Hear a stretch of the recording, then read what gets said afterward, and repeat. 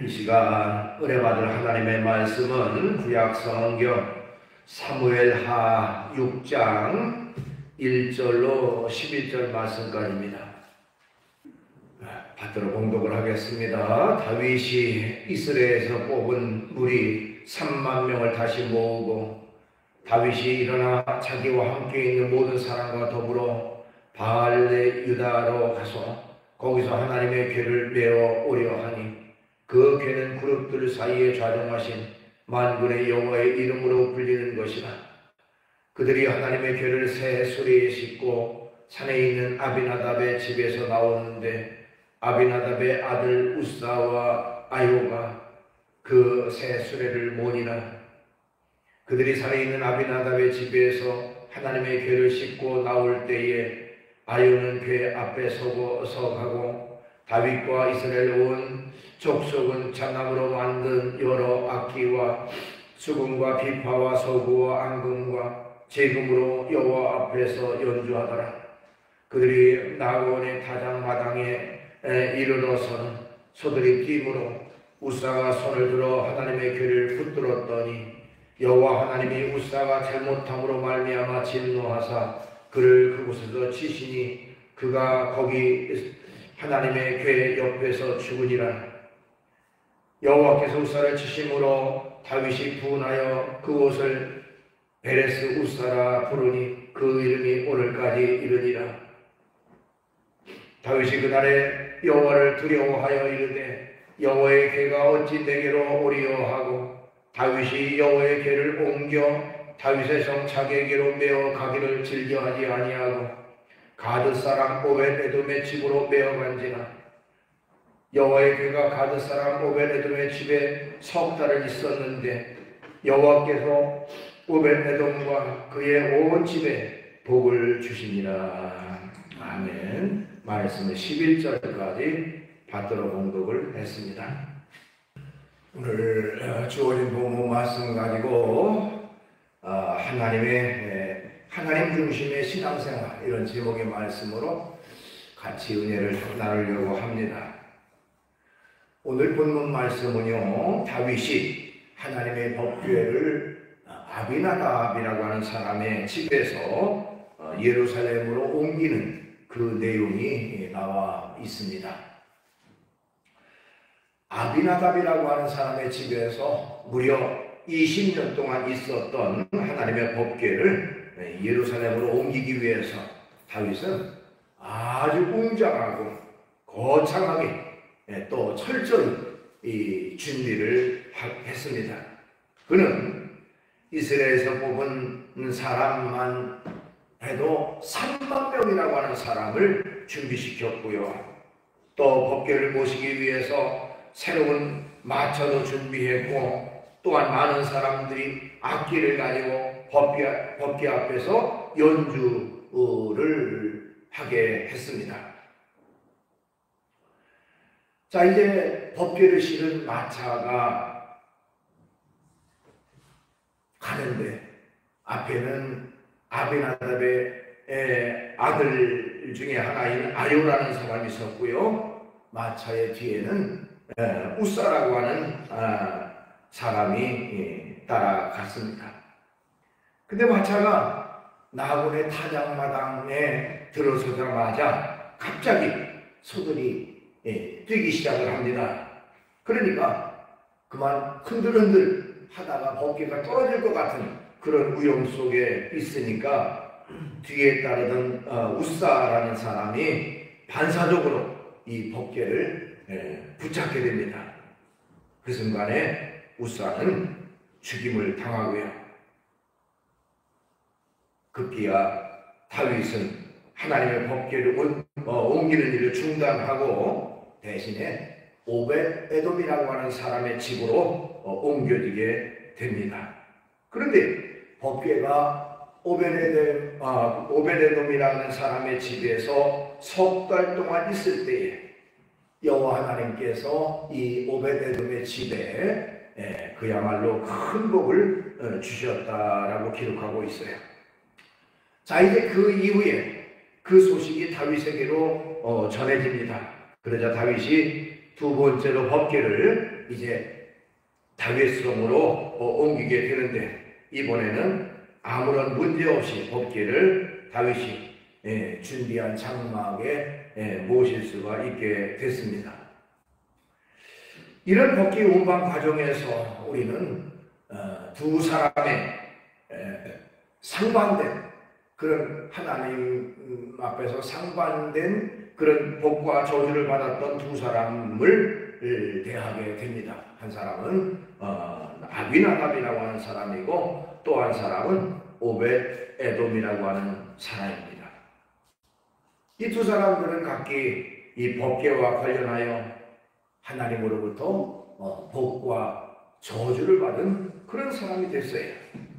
우선 아비나답이라고 하는 사람을 한번 살펴볼 필요가 있습니다.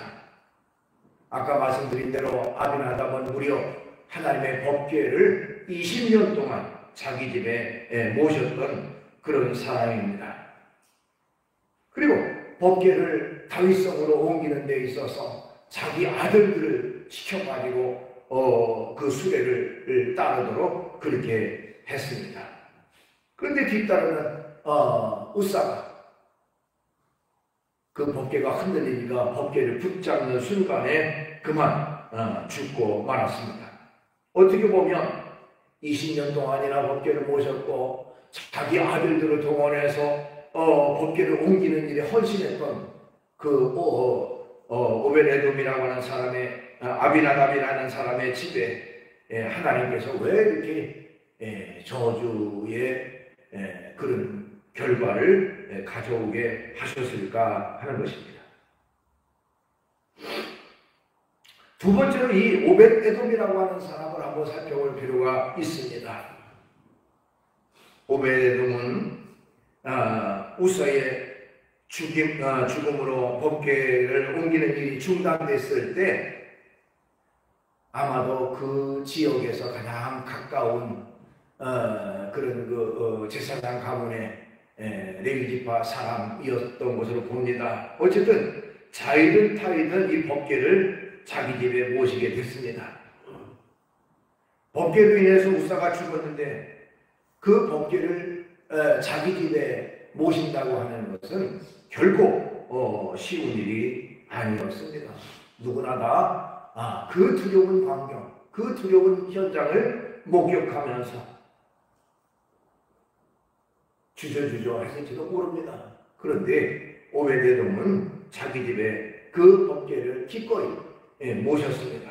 아마도 성경에는 기록되지 않았습니다만은 다른 사람들은 아마 이 오벳에돔의 집을 주목해 봤을 겁니다. 그 무서운 법궤, 그야말로 흔들렸다고 법궤를 붙잡다가 죽었던 그 법궤를 오벳에돔의 집에 가지고 갔는데 그 집에 무슨 일이 없나? 밤새 무슨 일이 생기지 않았나? 하고 궁금해서 아마도 기웃기웃 했을지도 모릅니다. 그러나 성경에 보니까 그 석 달 동안 오벳에돔의 집에 법궤를 모신 그 석 달 동안 오벳에돔의 집에 하나님이 복을 베풀어 주셨다. 오늘 본문 11절 말씀에 보면 여호와의 귀가 가드 사람 오벳에돔의 집에 석 달을 있었는데 여호와께서 오벳에돔과 그의 온 집에 복을 주시니라. 이렇게 기록되어 있습니다. 자, 성경이 이뿐만이 아니라요, 그 다른 곳 성경에 보니까 이 오벳에돔의 집안 모든 사람들, 즉 그 형제들과 아들들과 후손들이 큰 복을 받게 됐습니다. 특별히 그 집안 사람들은 대대로 법궤를 지키는 문지기 직책을 맡았습니다. 이 법궤를 지키는 문지기직을 맡는다고 하는 것은 아주 중요하고 영광스러운 그런 직분이 아닐 수가 없어요. 성경의 역대상 26장 8절에 보니까요, 이는 다 오벳에돔의 자손이라. 그들과 그의 아들들과 그의 형제들은 다 능력이 있어 그 직무를 잘하는 자이니 오벳에돔에게서 난 자가 62명이며 이렇게 기록되어 있습니다. 그러니까 단순히 오벳에돔이 그저 3개월 동안 하나님의 법궤를 그 집에 모셨을 뿐인데 그의 가족들, 그의 형제들, 그의 자손들이 다 하나님 앞에서 중요하게 쓰임받고 능력 있는 사람으로 높임받는 그런 결과가 되어졌다고 하는 것입니다. 이렇게 법궤와 관련해서 두 명의 사람들이 한 사람은 저주를 받았고 한 사람은 축복을 받은 그런 결과를 가져왔다고 하는 것입니다. 법궤를 모시면서도 저주를 받은 이 아비나답의 그 가정 같이 우리가 신앙생활 하면서도 하나님이 기뻐하지 않는 신앙생활은 하고 있지는 않는지 자신을 돌아봐야 됩니다. 또한 이 오베데돔의 그 축복을 받은 오베데돔과 같이 하나님 앞에 바르고 합당한 신앙생활, 하나님이 기뻐하는 신앙생활을 해야 된다고 하는 것입니다. 자, 그렇다면 아비나답의 집과 오벳에돔의 집의 차이는 어떤 것이 있었는가 하는 것을 살펴볼 필요가 있습니다. 우선은 우리가 분명히 알아야 될 것은 법궤에 무슨 신비한 힘이나 능력이 있어서 복과 저주를 주는 것이 결코 아니라는 사실을 우리는 알아야 됩니다. 법궤 자체가 무슨 신비한 힘과 능력이 있는 것이 결코 아니라는 사실이에요. 자, 여러분들이 성경을 통해서 알고 있습니다만은 법궤에는 뭐가 들어있습니까? 세 가지의 중요한 물건들이 들어있죠. 우선은 모세가 시내산에서 하나님으로부터 받은 십계명이 새겨진 돌판이 그 속에 들어있습니다. 또한 아론의 쌍난 지팡이가 들어있고요. 그리고 광야 생활 동안 하나님께서 하늘에서 내려주신 생명의 양식 만나를 담은 항아리가 그 속에 담겨 있습니다. 그러니까 법궤 속에서 담겨 있다는 것이죠. 그렇기 때문에 그 법궤는 하나님의 임재의 상징물이고요. 그래서 보관 장소도 지성소에 두도록 그렇게 되어 있었습니다. 그러나 분명히 알아야 할 것은 그 법궤 자체에 어떤 힘과 능력이 있는 것이 아니라고 하는 사실입니다. 구약성경 사무엘상이라는 곳에 보니까요, 그 당시에 엘리제스당 시대에 이스라엘과 블레셋이라는 나라가 서로 전쟁을 하게 됐습니다. 자, 블레셋과 전쟁을 하다가 결국 이스라엘이 블레셋에 패해서 점점 뒤로 물러나고 있는 그런 상황이었습니다. 그때에 이스라엘 사람들이 문득 생각해낸 것이 법궤였습니다. 야, 하나님의 법궤를 가져오면 우리가 반드시 이길 수 있을 것이다 생각을 하고 법궤를 전쟁터로 가지고 갔습니다. 자, 법궤가 들어왔다는 말에 잠시 이스라엘 백성들에게 사기가 올랐습니다마는 결국 그 전쟁은 이스라엘의 패배로 끝나게 되고요. 더군다나 그 하나님의 임재의 상징이라고 하는 거룩한 법궤를 블레셋 사람들에게 뺏기게 되는 그런 결과를 가져왔습니다. 만약에 법궤 자체에 무슨 능력과 힘이 있다면 그 법궤를 가져간 이스라엘이 당연히 이겨야 되고 승리하는 것이죠. 근데 패하게 되고 법궤도 적군들에게 빼앗기는 그런 결과가 되어졌다는 것입니다.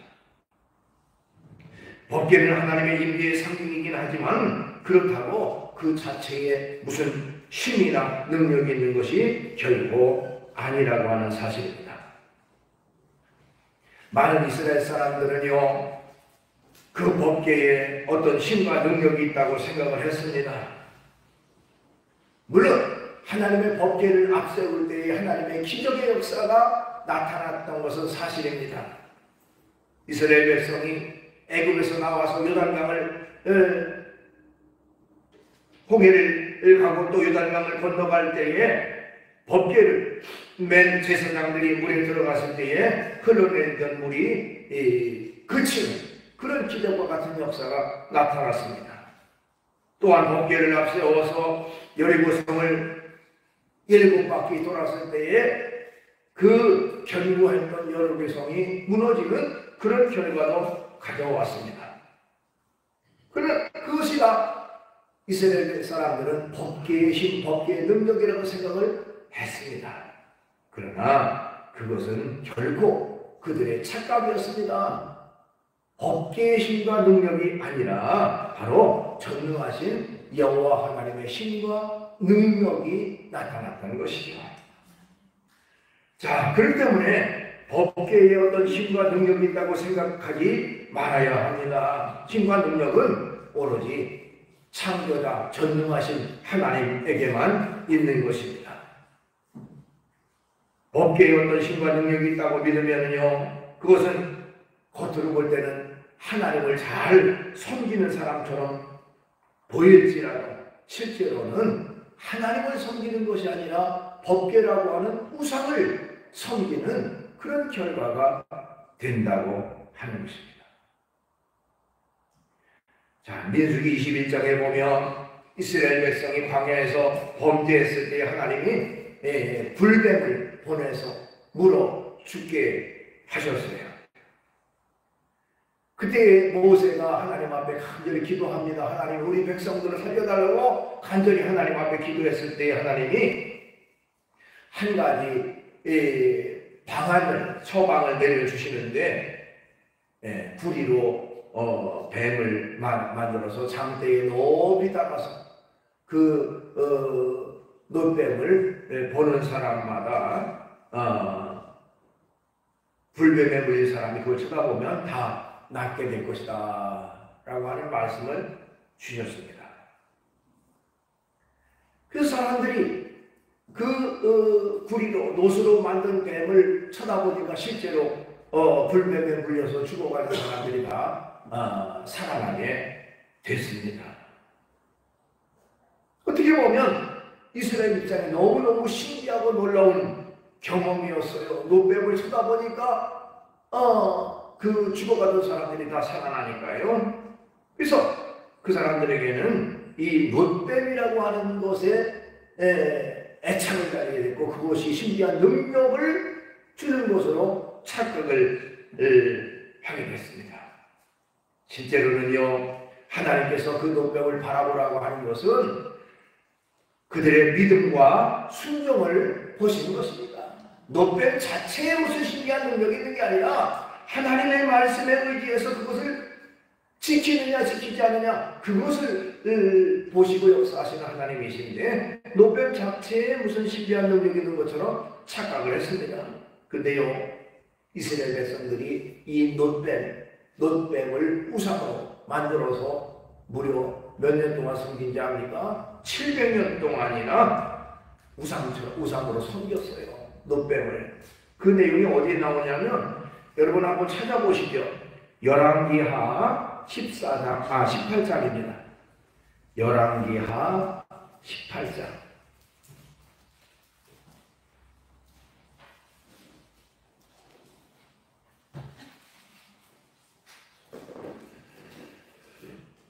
열왕기하 18장 4절.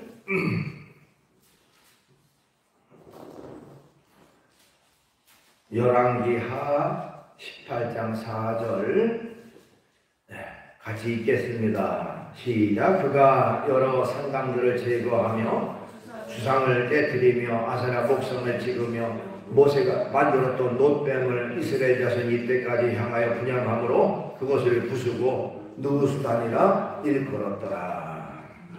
거기 놋뱀이 나오죠. 그 시기까지가 무려 700년이나 되는 거예요. 700년 동안 그것을 마치 그 우상인 줄도 모르고 그것이 하나님의 역사, 하나님으로 알고 우상으로 섬겼다는 것입니다. 자, 그것을 깨부신 사람이 바로 히스기야였어요. 히스기야 왕이. 그런데 우리가 주목해 볼 것은 그것을 부수고 느후수단이라 일컬었더라 그랬잖아요. 느후수단이라는 말은 놋조각이라는 말이에요. 놋조각, 구리조각. 그러니까 구리뱀은 그 자체의 신비한 무슨 능력이니? 이건 놋조각, 놋에 구리에 불과하다. 이게 무슨 미물에 그냥 생물이야, 미생물이야, 무생물이야. 놋조각에 불과하다라는 것을 거기서 말하면서 그 자체가 무슨 신비한 신과 능력인 것이 결국 아니라고 하는 것을 거기서 말하고 있습니다. 자, 오늘날 또 하나님을 믿는다고 하고 하나님을 섬긴다고 하면서 무슨 이런 형상이나 모양 그런 것들을 마치 하나님처럼 잘못 알고 하나님처럼 섬기는 그런 잘못된 우상숭배, 그것에 빠지는 경우가 많이 있다는 것입니다. 신앙의 본질이 중요한 것이지 모양 형상이 중요한 것이 아닙니다.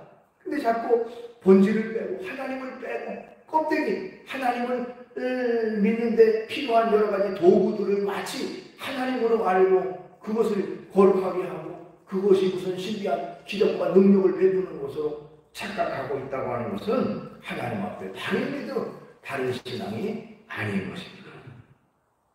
그 다음에 하나님의 말씀에 순종하는 삶이 복을 가져다 준다라고 말씀드릴 수가 있습니다. 이 아비나답이라고 하는 사람이 저주를 받았다고 그랬죠. 아까 20년 동안 하나님을 그 법궤를 모셨고 그 아들들을 법궤를 옮기는데 헌신하게 했는데 그 아들 우사가 그만 그 과정에서 죽고 말았다고 했지 않습니까? 그런데 이 법궤를 옮기는 방법 자체가 하나님의 말씀에 어긋났다는 것입니다. 민수기 4장에 보면 법궤를 옮기는 내용이 나와요. 우선은 하나님의 법궤를 옮기는 일은 레위 자손 중에서도 고핫 사람들이 맡을 것이라고 했고요. 그 고핫 사람들이 맡아서 하나님의 궤를 옮길 때에 하나님 그 법궤에 그 채를 깨고 어깨에 메어 옮기라고 했습니다. 그리고 거기에 보면 궤를 절대로 만져서는 안 된다라고 성경에 기록하고 있어요. 민수기 4장 15절 말씀 보면 진영을 떠날 때에 아론과 그의 아들들이 성소와 성소의 모든 기구 덮는 일을 마치거든 고핫 자손들이 와서 맬 것이니라. 그러나 성물은 만지지 말라. 그들이 죽으리라. 만지지 말라. 죽는다. 성경에 기록되어 있어요. 그런데 이 아비나답은 또 그 자손들은 안일하게 생각했던 것이죠. 하나님의 말씀에 아마도 그들도 익히 알고 있었을 겁니다. 제사장 가문이니까. 그러나 아무렇지도 않게 그 말씀을 무시했다는 것이죠. 근데 오늘 본문 말씀에 보면 그 내용과는 조금 다른 내용이 나옵니다. 자, 이 레위 자손들이 어깨에 메고 오기라 그랬는데 다윗은 뭐를 준비했습니까? 수레를 준비했습니다. 수레를 준비했다는 자체도 잘못된 것이고요. 또한 만지지 말라고 했는데 이 아비나답의 아들이 결국에는 우사라는 사람이 그 법궤를 짚어서 만짐으로 인해서 결국 죽고 말았다는 것입니다.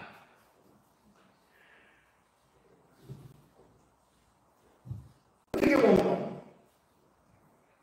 하나님의 말씀에 기록된 대로 살지 않고 인위적으로 인간적인 생각으로 가볍게 생각을 했다는 것입니다.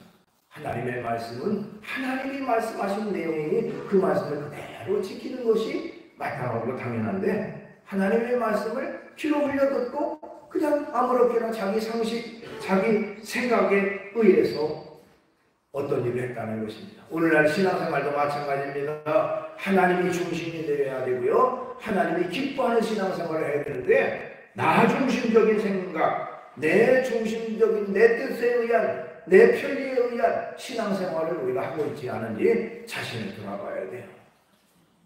하나님 중심이 된다면 나는 피곤하고 나는 지치고 나는 어렵다라고 주님이 말씀하신 주님 순종하겠습니다. 따르겠습니다. 그것이에요. 근데 나 중심적인 신앙생활은요, 하나님은 믿고 섬긴다고 하면서도 아유 피곤하니까 그래 피곤하면 쉬지, 또 바쁜 일 있으니까 그만두지 하고 하나님의 일은 뒷전이고 내 편의대로 신앙생활 한다는 것입니다. 그것은 결국 하나님 앞에 바른 모습이 아닌 것이죠. 그 때문에 하나님의 말씀에 기록된 대로 무엇이 하나님이 원하시는 것인지 무엇이 하나님이 기뻐하는 것인지를 깨달아서 그 말씀에 기록된 대로 바르게 실천하고 바르게 행동하는 그런 삶이 있어야 되는 것입니다. 그런데 아비나답은 그렇게 하지 않았어요. 자기 편의대로 자기 인의대로 하나님을 섬겼다는 것이죠. 그 다음에 우리가 생각할 것은 복을 주시는 분은 오직 여호와 하나님이시라는 사실을 기억해야 되는 것입니다. 오늘 본문 11절 다시 한번 보면 여호와의 개가 가드 사람 오베데돔의 집에 석 달을 있었는데 여호와께서 오베데돔과 그의 온 집에 복을 주시니라 그렇게 말하고 있습니다. 거기 법궤가 복을 주었다라고 기록된 게 아니라 여호와께서 오베데돔과 그의 온 집에 복을 주셨다고 말씀하고 있습니다. 오직 복을 주시는 분은 여호와 하나님이신 것입니다. 자, 이 오베데돔의 입장을 한번 생각해 볼 필요가 있어요. 이 오베데돔의 심정은 성경에 기록되지 않았어요. 그 사람의 마음이 어땠는지 그건 기록되지 않았습니다. 아까 말씀드렸듯이 그 법궤를 옮기는 과정에서 엄청나게 많은 사람, 아까 3만 명이라 그랬잖아요. 3만 명이 운집하고 각종 악기를 불면서 날아가는데 갑자기 사람이 덜컥 죽고 말았습니다. 그 법궤를 맞이 그 자리에 죽었어요. 엄청난 사건이죠. 그러니까 얼마나 사람들의 마음속에 놀랍고 그 두려운 마음이 컸겠습니까? 누구나 두려워 벌벌 떨고 있는 그런 상황 속에서 누가 선뜻 자기 집에 법궤를 모시려고 했겠습니까? 괜히 법궤를 모시려다가 그 무서운 사건을 보고서 나도 우리 집도 저런 그 화를 당하지 않을까 두려운 생각이 있었습니다. 그러나 이 오베데돔은 하나님의 법궤를 모시는 이 중대한 일에 그는 결정을 했습니다. 어떻게 보면 오베데돔의 입장, 그것은 성경에 자세히 안 나와 있지만 아마도 하나님의 법궤가 아무도 모셔가기를 두려워하는 그런 모습을 보고 결과적으로는 하나님의 영광이 가려지는 그런 모습을 보고 안타까웠을 것입니다. 그렇죠. 아무도 두려워서 접근하지 못하고 모시기를 두려워하는 그런 상황 속에서 방식이 있다 보니까 결국 하나님의 영광이 가리는 것이죠. 그런 의미에서 아마도 오베데돔은 기꺼이 그런 무서운 법궤였지만 자기 집에 모시기로 결정했을 것으로 생각을 합니다. 그 마음속에는 하나님의 영광을 드러내려, 하나님의 영광을 가리지 않도록 하기 위해서 내가 나서야 되겠다. 내가 하나님의 영광을 위해서 그 법궤를 우리 집에 모셔야 되겠다. 하나님의 법궤가 방치되고 사람들에게 무서워하는 그런 두려워 아무도 가까이 하지 않으려고 하는 그 법궤를 내가 우리 집에 모셔야 되겠다라고 하는 생각. 어떻게 보면 그 중심으로 하나님을 사랑하는 마음, 하나님을 의지하는 마음, 하나님을 믿는 마음이 있었기 때문에 기꺼이 법궤를 자신의 집으로 옮겨갔다고 하는 것입니다. 그러자 하나님은 그 마음을 보시고 그 가정에 큰 복을 주셨다라고 성경은 기록하고 있습니다.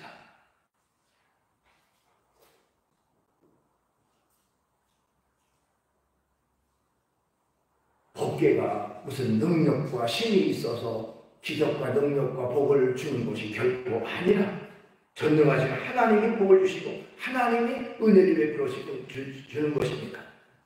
그렇기 때문에 우리의 신앙은 법계 중심의 그런 어떤 상징물을 하나님처럼 섬기는 그런 잘못된 신앙이 아니라 하나님이 중심이 되는 신앙생활이 돼야 되는 것입니다.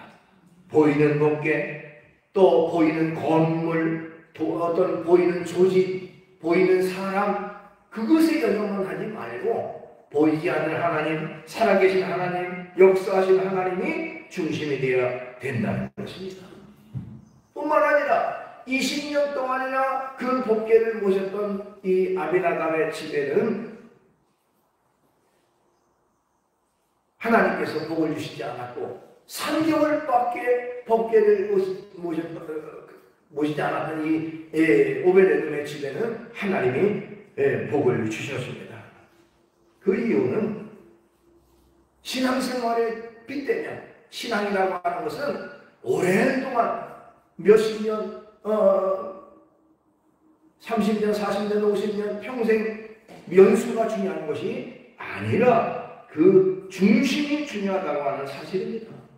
중심으로 하나님을 섬기고 의지하는 자가 하나님의 복을 받는 것이지, 연조가 오래됐다고 해서 무슨 거창한 그런 직분을 받았다고 해서 하나님의 복을 주시는 것이 아니라 그 마음 중심이 하나님 앞에 합당하냐 그렇지 않느냐 하는 것입니다. 성경에는 하나님은 중심을 보시는 하나님이라고 했어요.